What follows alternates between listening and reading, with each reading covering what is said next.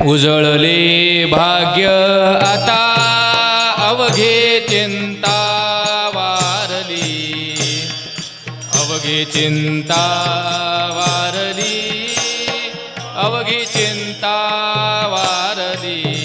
उजळले भाग्य आता अवघे चिंता वारली, अवघे चिंता वारली, अवघे चिंता वारली.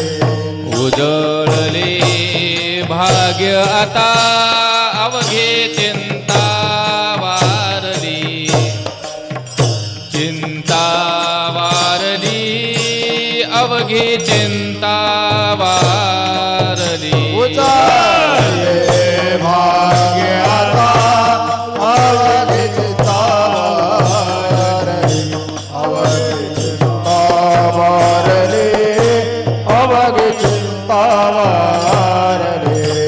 संत दर्शनी हा लाभ पद्मनाभ जोडीला, पद्मनाभ जोडीला, पद्मनाभ जोडीला. संत दर्शनी हा लाभ पद्मनाभ जोडला, पद्मनाभ जोडला, पद्मनाभ जोडला. संपुष्ट हे हृदय पेटी करोने पोटी साठवू, करोने पोटी साठवू, करोने पोटी साठवू. संपुष्ट हे हृदय पेटी करोने पोटी साठवू, करोने पोटी साठवू, करोने पोटी साठवू. संत दर्शनी हा लाभ पद्मनाभ जोडीला, जोडीला, पद्मनाभ जोडला.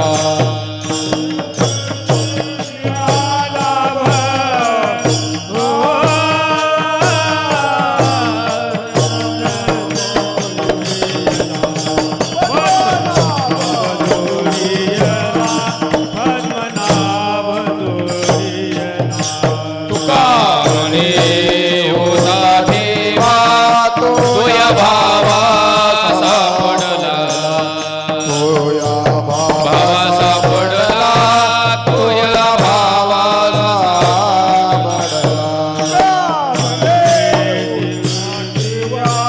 तोया भावा सापडला, तोया भावा सापडला, तोया भावा सापडला.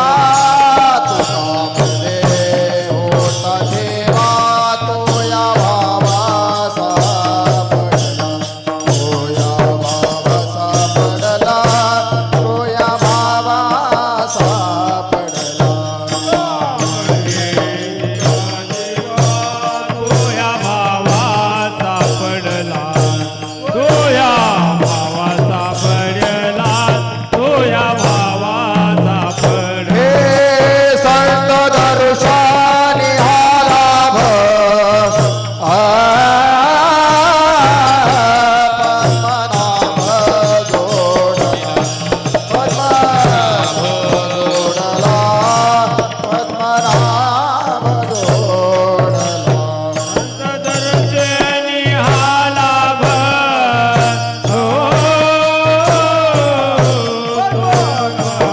जोडीला, पद्मनाभ जोडीला, पद्मनाभ जोडीला. विठोबा रखुमाई,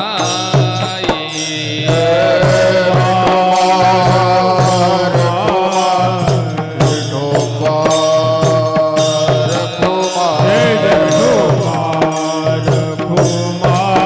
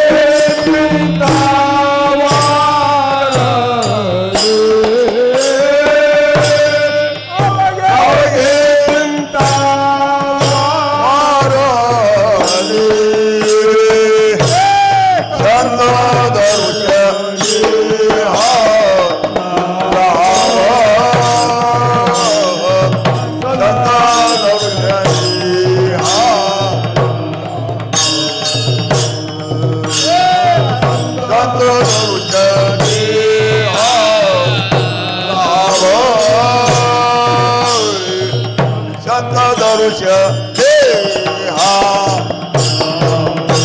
संत दर्शनी पद्मनाभ जोडला पद्मनाभ जोडीला संत दर्शनी लाभ संत दर्शनी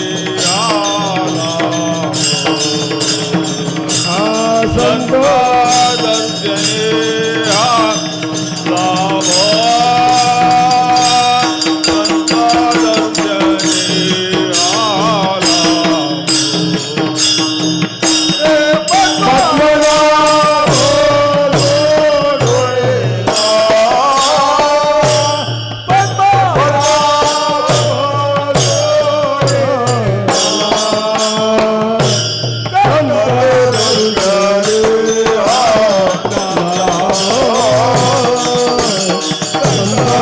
दर्शनी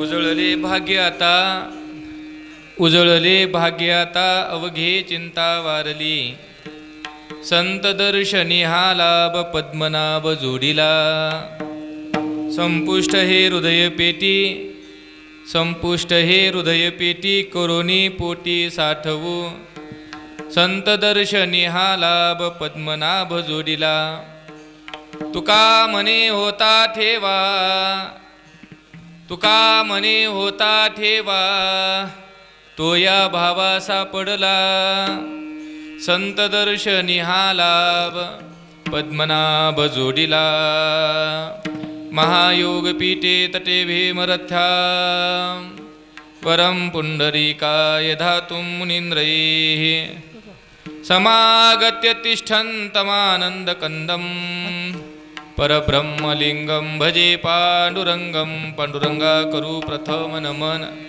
दुसरे चरण संतांचिया त्यांच्या कृपादाने कथेचा विस्तारू बाबाजी सद्गुरु दास तुका नमो सद्गुरु तुकया ज्ञानदीपा नमो सद्गुरु सच्चिदानंद रूपा नमो सद्गुरु भक्त कल्याण मूर्ती नमो सद्गुरु भास्करा पूर्ण कीर्ती सेवे लागे सेवक झालो तुमच्या लागलो निज चरणा अहो स्वामी तुकया देवा यावरी न करावा अव्हेर मस्तक हे पायावरी या वारकरी संतांच्या श्री संताची ये माता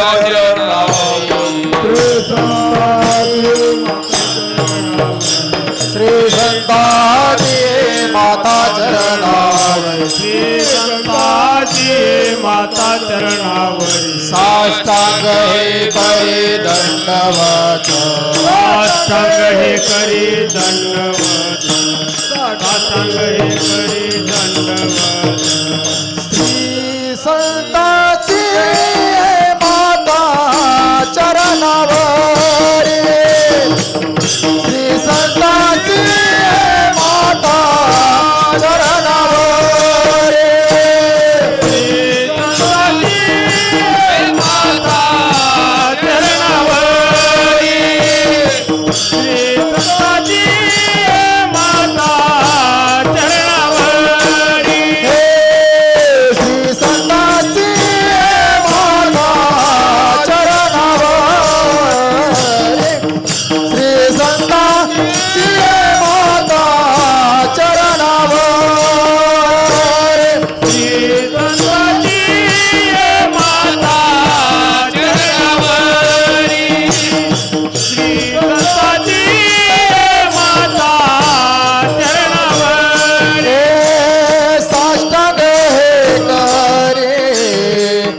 दंडवत साष्टांग हे करी दंडवत श्री संताची माता चरणावर विश्रांती पावो सांभाळा उत्तरे साष्टांग हे करी दंडवत साष्टांग हे करी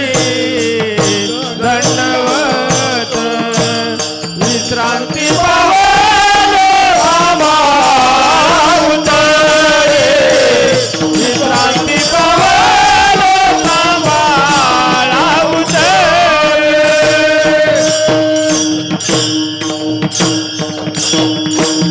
श्री संताची माथा चरणावरी साष्टांग हे करी दंडवत विश्रांती पावलो सांभाळा उत्तरी वाढली अंतरी प्रेम सुख संपाद्य ज्ञानंच विदाय भक्तिं विलोकितो येन समाधिराजः वैराग्यवन्तं स्विचारयुक्तं नमामि जोगं शिरसा गुरुंतम ऐसे नमन करोनी सकळा हरिकथा बोले बोबड्या बोला अज्ञान मनोनी आपुल्या बाळा चालवी सकळा नामा म्हणे उजळले भाग्य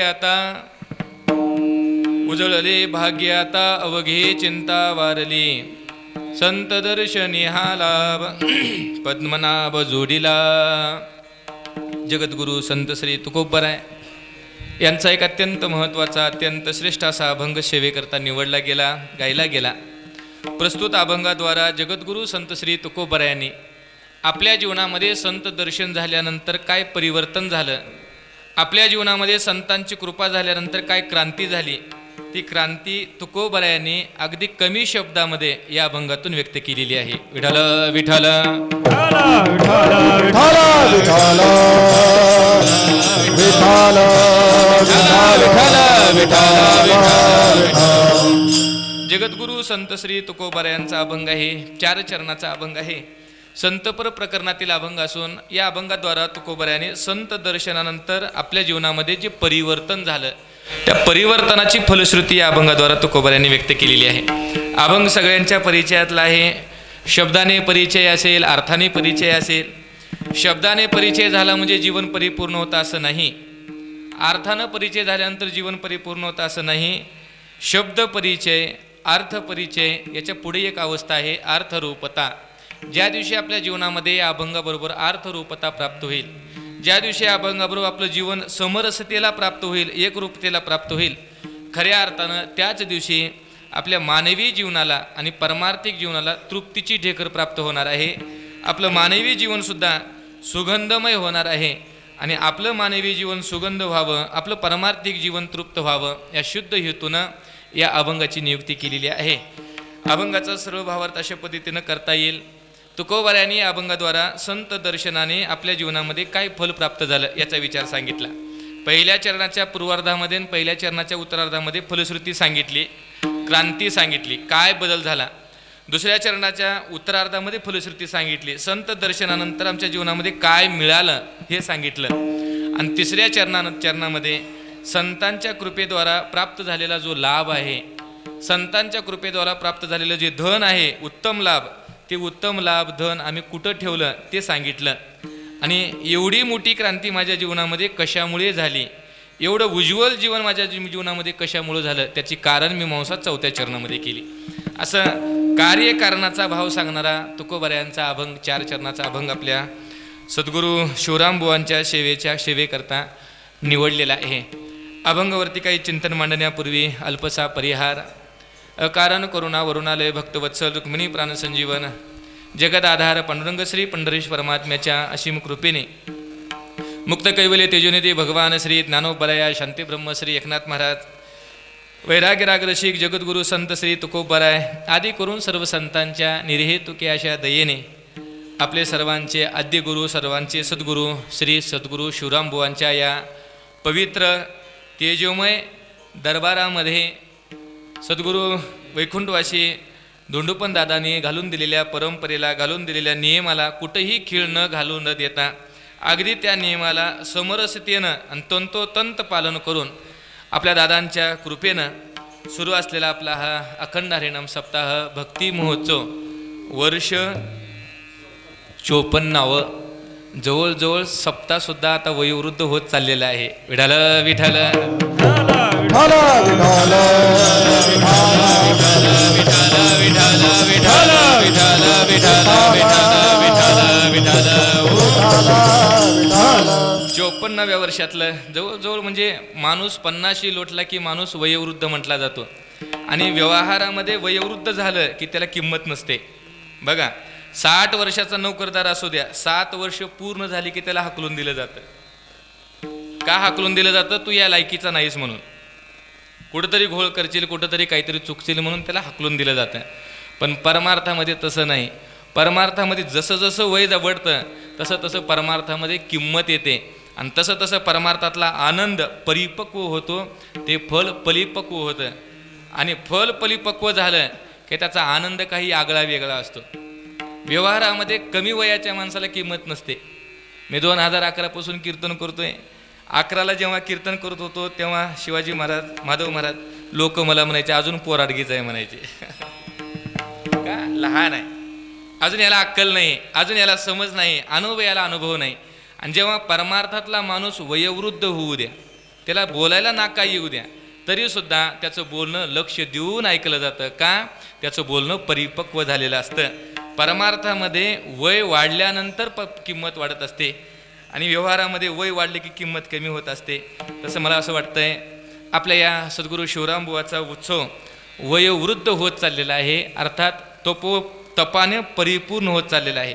आणि ज्या अर्थी 54 वर्षाची परंपरा अविरत आणि अखंड आपल्या गावामध्ये खीळ न पडता जर चालत असेल तर याच्या पाठीमागची जी पुण्याई आहे, याच्या पाठीमागचा जो पाया आहे, याच्या पाठीमागची जी कृपांकित शक्ती आहे ती फार पुण्यवान आहे महाराज. विठाल विठाल विठाल विठाल विठाल विठाल विठाल नाहीतरी बऱ्याच गावामध्ये 10-5 वर्ष सप्ते होतात, बंद पडतात. 4-5 वर्ष सप्ते होतात, बंद पडतात. 25-30 वर्षाचे सप्ते होतात, बंद पडतात. कारण नसताना बंद पडतात. आपल्या गावाची ही परंपरा जवळजवळ 50 वर्ष लुटून, एक अमृत महोत्सवाचा काळ लुटून पुढे रौप्य सुवर्ण महोत्सवाकडे आपला अमृत महोत्सवाकडे आपला काळ चालू आहे. आणि एवढा भव्य दिव्य परंपरा, एवढी भव्य दिव्य ओजस्वी परंपरा, आणि या ओजस्वी परंपरेतला आज मला सेवा करण्याचं सौभाग्य पुन्हा एकदा प्राप्त झालेलं आहे. पुन्हा एकदा का म्हटलं, मला वाटतं 5-6 वर्षापूर्वी या ठिकाणी सेवा करण्याचं सौभाग्य प्राप्त झालं होतं. आणि पुन्हा एकदा भगवान भोलेनाथांच्या कृपेने, भगवान शिवरामबाबांच्या, सद्गुरू शिवरामबाबांच्या कृपेने आणि आमचे सर्व परमार्थिक स्नेही मंडळींच्या विशेष आग्रहास्तव या ठिकाणी आज उभा आहे. आग्रहास्तव म्हणण्याचं कारण एवढंच आहे, उद्या बेटावरचा उत्सव चालू आहे आणि तिथली वरमाई, तिथला नवरदेव मीच आहे. म्हणजे मंडप सोडून नवरदेव इकडं आलाय. सगळी जबाबदारी तिथं असताना सुद्धा केवळ आमचे आदरणीय सदाशिव भाऊ, आमचे आदरणीय अध्यक्ष पाटील या सगळ्यांच्या आग्रहास्तव आणि सद्गुरू शिवरामबाबांची सेवा आहे. सेवेकरता या ठिकाणी आज उपस्थित आहे. सेवेकरता निवडला गेलेला अभंग तुकोबारायांचा आहे. या अभंगावरती काही विशेष चिंतन मांडल असं मला वाटणार नाही, कारण परमार्थाची साधना आम्ही तुमच्याकडे बघून केलेली आहे. इथे या ठिकाणी जे जे सूरज महाराज टाळ घेऊन उभे आहेत ना, त्यांच्या शेजारी कुठंतरी बारकं पोरगं आम्ही टाळ घेऊन उभा होतो. ना टाळ वाजवता येत नव्हती, ना चाल म्हणता येत नव्हती, ना कसं कीर्तनात कसं उभं राहावं याची सुद्धा आम्हाला अक्कल नव्हती. ही सगळी मंडळी, या सगळ्या मंडळींच्या समोर आम्ही भजन करायला शिकलोय, टाळ वाजवायला शिकलोय. त्याच्यामध्ये माडज गाव आहे आणि त्याच्यानंतर वागदुरी गाव. हे आमचं वागदुरी गाव म्हणजे माहेर घर असल्यासारखं होतं. काही असलं की इथं गावामध्ये मनसोक्त आम्ही नांदावं. आणि इथं सगळ्यांच्या समोर लहानाचा मोठा झालेलो आहे.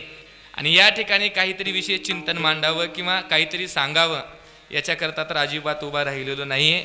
इथं फक्त आणि फक्त सद्गुरू शिवरामबाबांची सेवा आहे. आणि त्यांच्यासमोर त्यांच्याच दर्शनाची फलश्रुती आपल्या जीवनामध्ये दर्शन झाल्यानंतर आपल्या जीवनामध्ये काय फल प्राप्त होणार आहे याचा विचार मांडावं म्हणून या अभंगाची नियुक्ती केलेली आहे. आपल्या संकल्पित वेळेमध्ये सगळ्यांच्या कृपेनं या अभंगाला न्याय द्यायचा प्रयत्न करायचा आहे. विठ्ठल